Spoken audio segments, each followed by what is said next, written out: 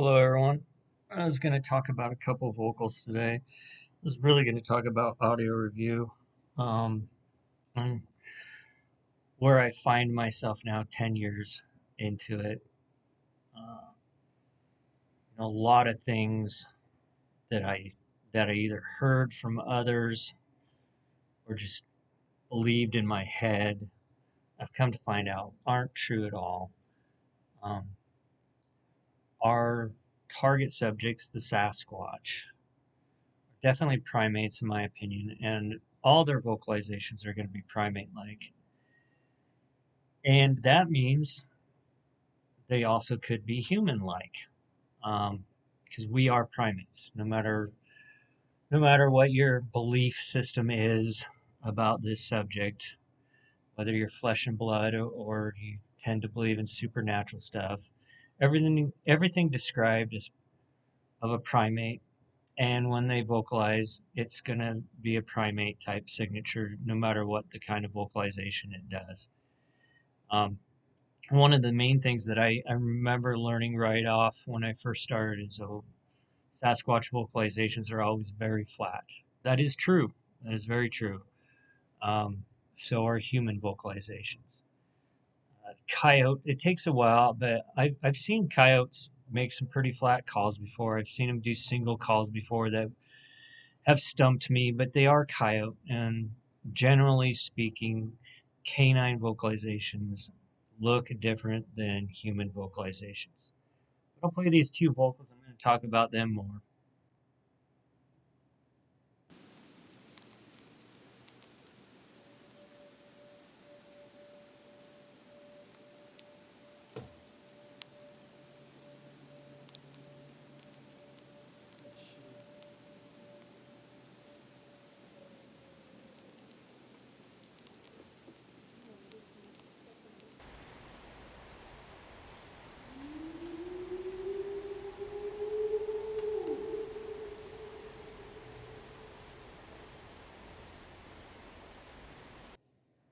Okay, first off, both of these are human. This is Shane on a camp out with me and Rebecca, and this is Nathaniel on a camp out with both me. It was just me and Nathaniel.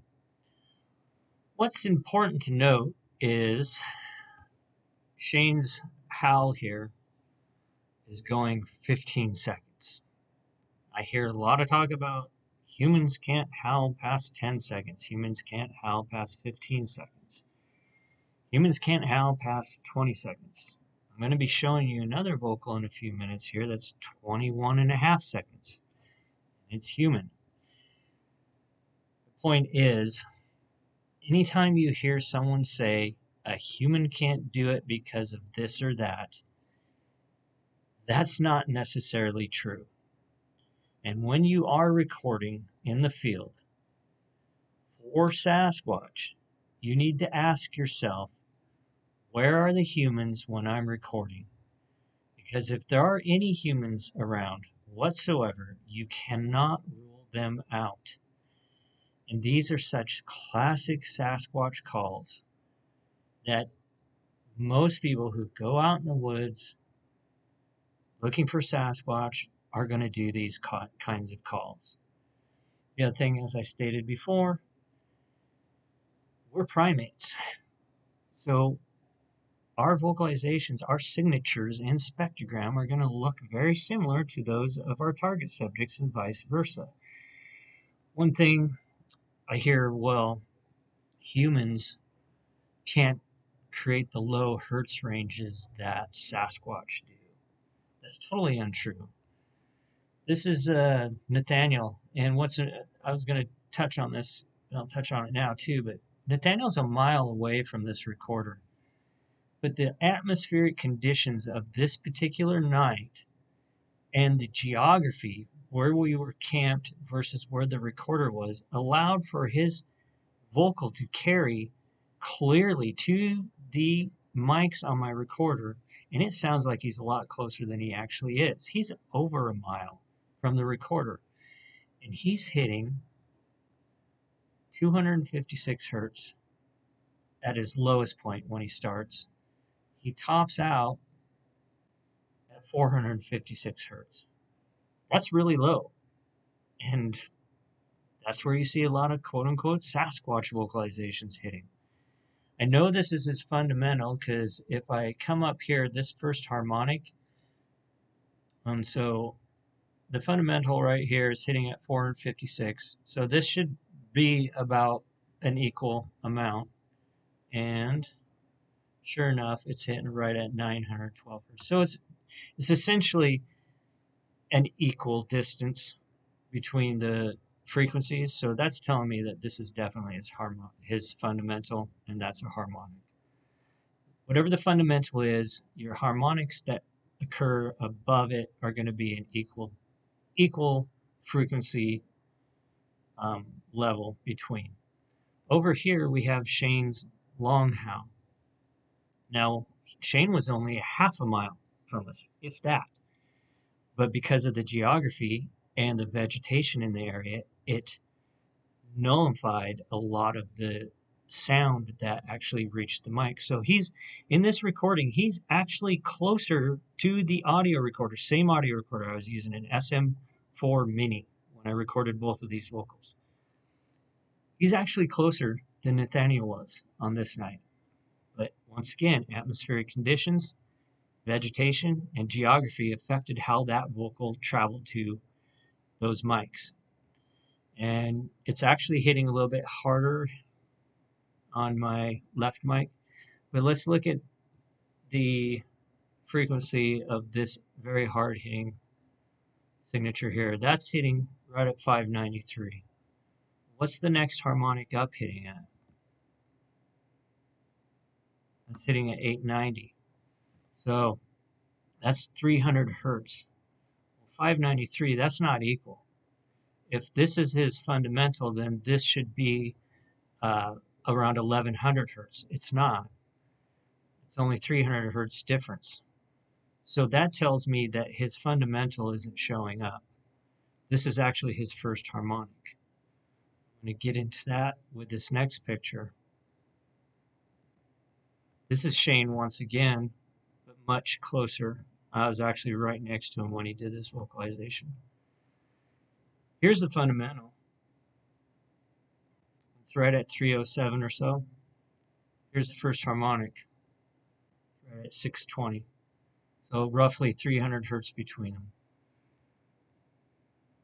His fundamental here is not hitting as hard as his first harmonic.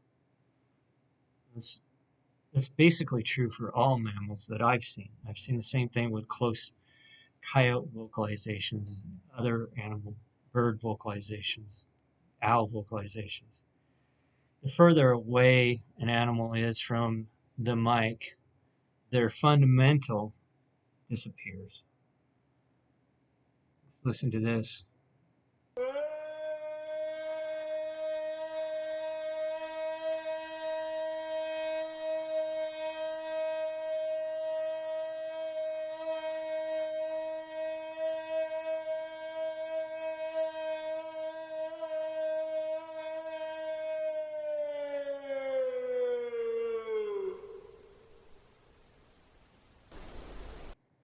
I won't play that one.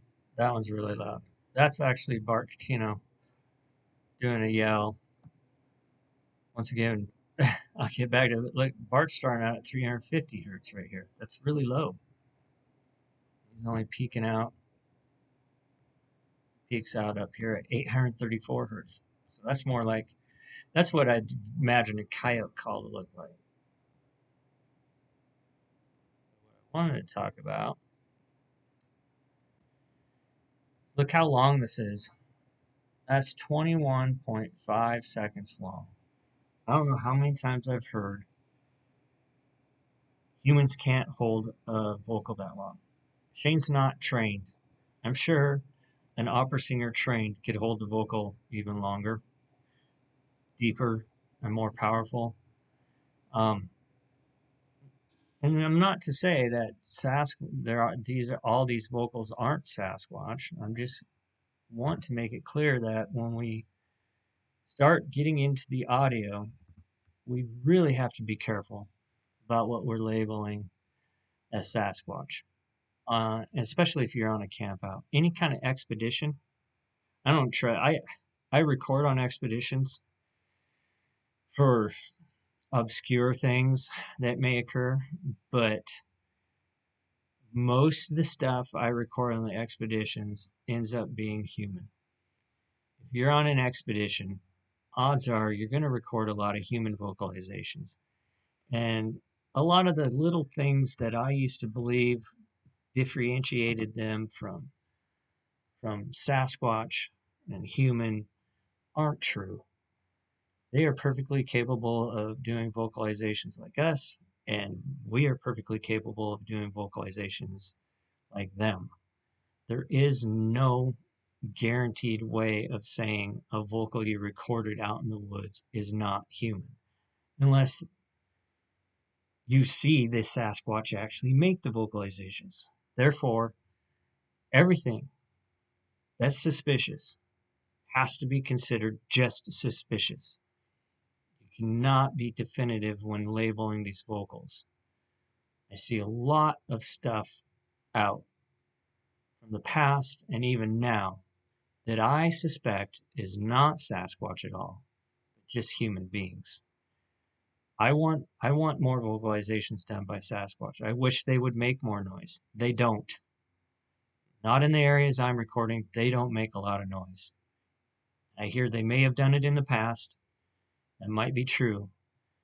But currently, over the last 10 years, there's very far and few between vocalizations that I would put money down on that are truly Sasquatch.